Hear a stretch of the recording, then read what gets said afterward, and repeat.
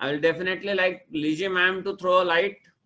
And before she starts giving us any idea, I'd like to know first how the idea of making particular software comes to your mind and how you do it. Okay, so that's a long story, but I will try to cut it very, very short. We were working with a couple of logistics service provider as a software company. But one thing, and Amit and I actually we've been discussing for a long time. One thing we've seen, uh, and which is now coming to focus because of COVID, is that one, there is a lot of repetition that happens, whether in terms of sending paper from shipping line to customer to forwarder to CHA to CFS, and the change just seems to be endless. And it is probably the same piece of paper with certain fields added that is going across. And the second was each organization in this entire chain has got different enterprise systems, which means that we have an army of people just entering data again and again into different systems, whether it is the custom system, whether it is the shipping line system, whether it is the forwarder system. Um, I think the good thing for us was that we none of us come from logistics as founders. We have learned about shipping along the way uh, because we do not come from this industry. If I were to go and ask Pavi sir a question, he will obligingly answer me, and he will not say to my face that I am an idiot. He will probably tell me that, see, this is a stupid question, but see, this is why we do what we do. So that actually was very good for us because we were okay with asking questions which seemed very stupid, but at the end of it we were able to develop a product that said that, okay, what will it take to create a Facebook for the industry? I mean, today, I know we are all a little old on the panel, so we can talk of Facebook. Maybe the younger people who are attending, they will probably talk of Instagram. I know my son will talk of Instagram and he will say, my mom is very old, she's talking about Facebook. But what does it take for me to go to a single place and say that I can meet my friends here, I can meet my acquaintances here, I can meet my relatives here, and I could also probably block my parents on Facebook. I mean, that's the way we designed it. We said that, okay, if if somebody has to become more efficient in this trade, is there a single place where we can go and talk to shipping lines, talk to CFSs, and now when we collaborate with partners like Softlink, is there a single place where we can all talk to each other without having to worry about moving paper and rekeying the same data again and again? So that was the simplest basis of developing something like an ODX. Um, Thankfully for us, COVID has been a mixed bag actually. Uh, we of course have a lot of customers in India, and we are very thankful to the Indian market that it has shown us the way we truly are a homegrown Indian global brand, I would say today, because India gave us the platform to develop something like this. India gave us the advice and the mentors to build something like this.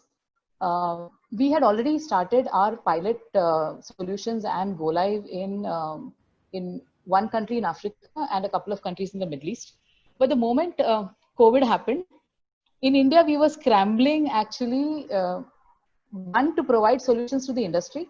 So we had solutions like the CVBL solution that we launched, where you do not have to go to the shipping line today to submit a physical copy.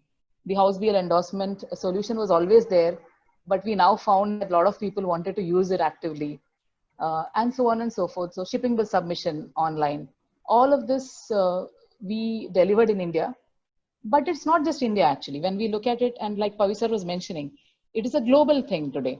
And for us, it has also meant that a lot of customers who were very reluctant to go live in the last 2 years, they have come on board in a week. And I would like to borrow from Parag when he said this, that we have actually lived decades in a matter of weeks.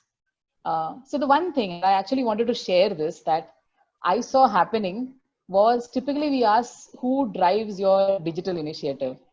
And this is something that I thought I should share.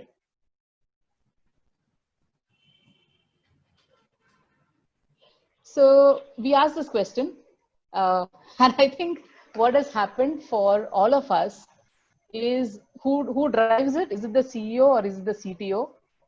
My answer these days, it is actually COVID-19 that is driving the digital transformation of any company. It not really is just logistics, but we are seeing that every single company is being driven simply by the COVID-19 that has hit us. Uh, in terms of challenges, I agree with Pavi sir and Parag that let's not talk about challenges, but look at solutions. Couple of things that we would like to see fast tracked in terms of implementations, closer integrations amongst partners and amongst stakeholders is something that we want to drive towards. There are initiatives like SCMT coming in.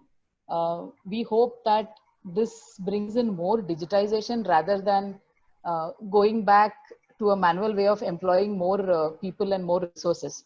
I hope we work on this smarter and do it in a more efficient and Parag, to take a cue again from you, more cost effective manner, because every dollar matters.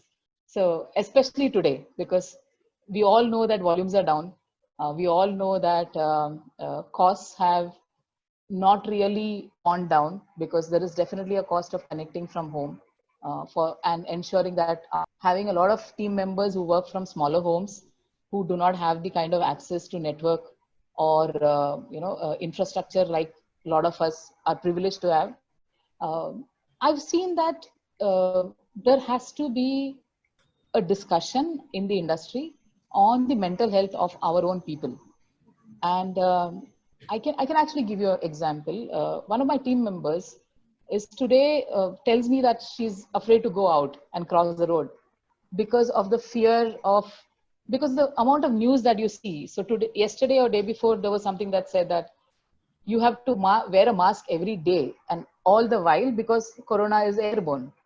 I think as organizations and industry, we probably, and this is a request to Anand sir, is there something that we can do to take up initiatives on mental health for not just, of course, we as organizations will do it, but for the industry as a whole. That's one. Second, as a woman, there's something that I'm cognizant of.